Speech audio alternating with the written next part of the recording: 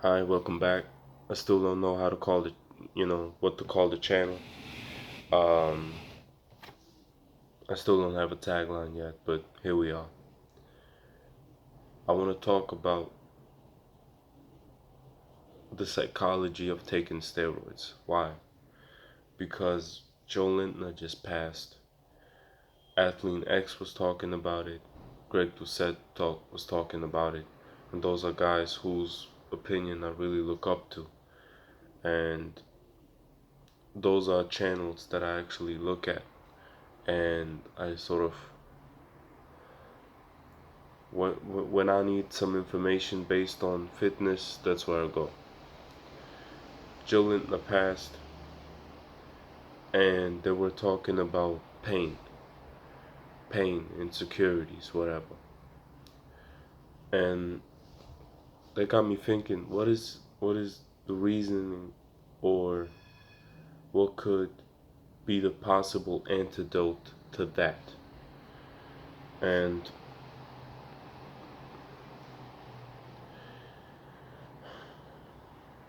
because you never know what somebody is going through, right? Especially when they're out of shape or very, very skinny or something like that. And there were a lot of people who were discussed previously, whether they are on gear or not. People were talking about David Lade, that he was on steroids. Um, some other people, obviously Noel Dezel, he hopped on steroids. From what I can remember from a video that I saw, he was a skinny kid growing up, so I understand that. But steroids at the end of the day, now when steroids, in 10 years, 20 years, they can completely eradicate all the negative and you can only have the positive, then yeah, sure, you'd be a dumbass to not hop on steroids. But right now, as we're in a situation right now when little kids in their teenage years are abusing PEDs, SARMs, dying away, 30 years old, I'm 23. Joe Lintner was 30 years old. He's not that much older than me. Yes, older, sure, but not really that much. It's 7 years, and 7 years is not a stretch. Alright? So they got me thinking, okay, when you're in a position like that, what else is the fix? Well, just a sec. That got me thinking about, okay, what could be the fix to that pain, that mental issue? And growing up as a fat kid, at a certain point being bullied and being made fun of and all that shit, and people, you know, it's just a very, very difficult living situation at that. And having to deal with those thoughts and that pain and that insecurity. Um, there was one story where we would play basketball in school, and it was summer, right? It was about to be on summer break, and it was maybe the last 2 weeks until for school, and I had gynecomastia. Now I was a fat kid and I had gyno. Like them titties looked huge, bro. It was embarrassing. You know what I mean? So I would be playing. So I would be in the hall playing basketball with the other kids with a hoodie on, and so I understand pain when it comes to your body and all that stuff. So what is the fix? Well, you have to really, really think about where is that coming from exactly. Where is it coming from exactly? Because you know, maybe if you're a skinny kid, you think that having a bunch of muscles are the fix. Watch the videos from Athlete X and Greg Doucette. That's all I'm gonna say to that. It's not gonna fix anything. And if you're a fat dude and you're taking steroids only to lose the weight, you're in a bad situation as well. Again, Jeff Cavalier was talking about it. If you have to get to a certain place and you have to aid yourself with certain help, test, trembolone, it sort of tarnishes whatever good you've done. And what are you left with at the end of the day, really? Because you hop off of these steroids, you lose everything, maybe in a worse position than before that, because now you have already sacrificed your health in the process. Yeah, I don't know, bro. But yeah, gratitude. Gratitude journaling. Sit down 5 minutes every day, um, and just write out for 5 minutes. And force your brain to come up with those things. You know? So that one. And the second thing is to really understand where that pain comes from. Because at the end of the day, being a skinny kid, not having a lot of muscles, or being a fat fuck, and, anything related to that idea, see what I'm saying? It stems from something else, you know? Like Hamza Ahmed has a video, Hamza Ahmed, also another YouTuber that I look up to. He has a video where he starts off, the, the video is titled, Why Do You Binge Eat? Why You Binge Eat? And the video starts off with, were you abused as a kid? And maybe that is the case. Maybe the fix for you is not actually putting on muscle, but finding people that you can trust, or having a relationship that lasts longer than 3 months. Who knows? But you can't know as well if you're not actually investing the time to actually sit down and think about those things deeply. Because maybe you want to put on some muscles to get you some ass. Maybe. But I'm going to tell you something else as well. Maybe it isn't the case. And maybe after you've had your first piece of ass, you're actually going to feel worse off because you now engaged in an act of degeneracy, and now you lost a little bit of yourself. Not everyone is like that. Not all people are like that. Some people, they can just wander around and do whatever they want to, and it doesn't affect them mentally. If you're one of these people, hey, do what you want to do, but understand that, just related to the topic of steroids or SARMs, stuff like that, it's like you're gonna sacrifice a piece of your life for it. So if you're really one of those people who enjoys these kinds of situationships, understand that in order to get there, you're not gonna be even able to sustain that for very long, because you sacrificed your health in the process and you're gonna die sooner.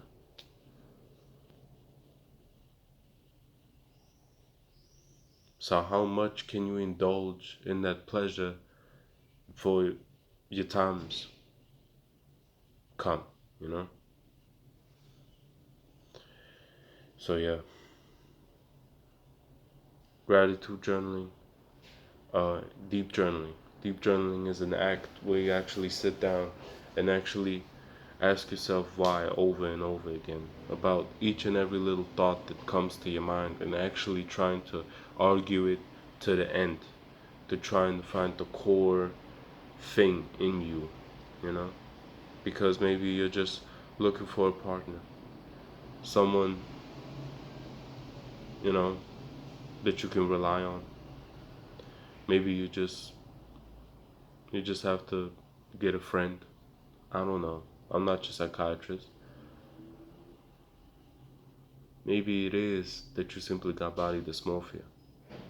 But if you're in a position where you are doing your best and there's really nothing else much that you could do, the body acceptance movement is for you. It's not there for fat motherfuckers to simply gain a little bit of empathy and then be good and show up on billboards and shit like that. It's for people who are at their healthiest self and are doing everything that they can and not being able to change some facial features or whatever. That's who it is for. And the social media appeal is like, Joe Lintner did it to make money. Let's not get it twisted. He did it to make money. Even some other guys like Alex Eubank, you know, he was talking about it in videos that he can actually look at his analytics and filter out the, the more shredded he is, the more better responses he gets, the more he sells. So the thing is, maybe that's your core. If that is your core can be helped with other things. Maybe you just need to learn the right people and engage in other business and learn another way of making money. But sacrificing your life in the process is not worth it. You can have all the money in the world. If you're gonna die in the next 2 weeks because you have cervical cancer, it's like, and that was the case of Joe Lintner. He took steroids. I'm not even necessarily talking about steroids as that. I talk about the psychological intricacies that go into someone making that decision. Because we could also be talking about drugs like crack cocaine or alcohol. It's the same thing, bro. So yeah.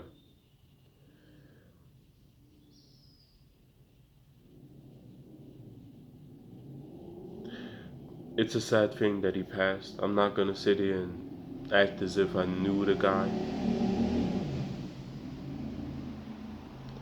because I don't know him. I seen him maybe in a sketch or two, because you know how influencers sometimes collaborate with each other. I know Noel. Um, but other than that, it's like, I don't know the guy. But again,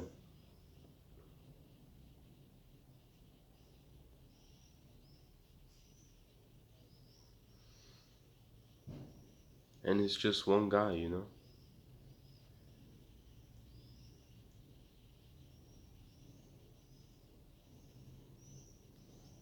Meaning, it's just one guy who's in the public eye who was watched by millions and millions of people.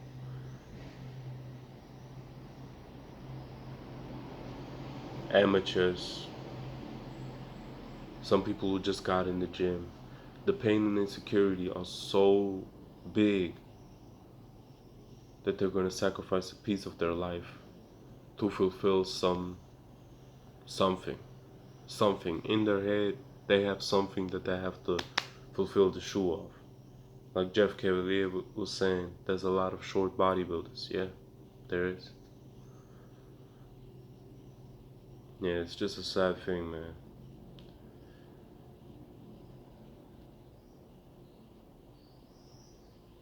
Whatever. Don't do drugs. Don't do steroids, bro. It's not worth it. Use gratitude journaling and deep journaling to find out where that core is and try to fix that core.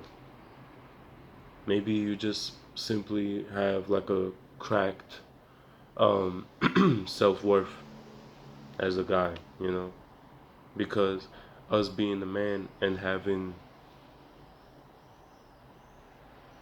sexual relationships means a lot to us as men. Maybe you just haven't got laid enough. Maybe you did, live through a difficult time in your childhood which you still haven't processed yet and pushed it back sort of in the background of your mind. And maybe you need to get into an MMA fight and pick up boxing, because that means that you're able to fight now. You can defend yourself now. Or maybe it didn't happen to you, but you've witnessed it by some other person. Now you can defend not only yourself but them. And if you really break it down in simple terms, it's always come back to that, to those evolutionary ideals, you know, because that's all it is. That's all muscle is. It's just a barrier from the outside world.